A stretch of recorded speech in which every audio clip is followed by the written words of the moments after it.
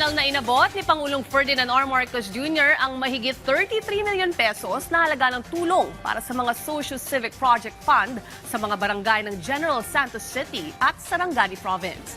Bawat barangay ay makatatanggap ng 200,000 pesos na maaring gamitin sa pagpapatayo ng evacuation at health center o pagbili ng mga patrol vehicle.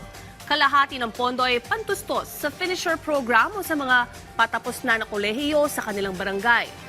Namigay din ng tig sa 10 kilong bigas ang presidente na bahagi ng bawat bayan na makikinabang sa program ng Local Government Support Fund.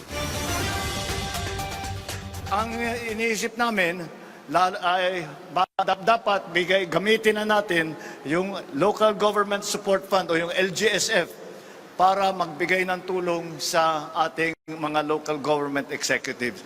Yung mga benepisyaryo na nabibigyan ng bigas, wag po kayong mag-alala na ito ay minsanan lang. Ito ay tuloy-tuloy. Gagawin po namin, magbibigay po tayo ng isang 10 kilo na bigas sa mga benepisyaryo sa isang taon, 6 na beses.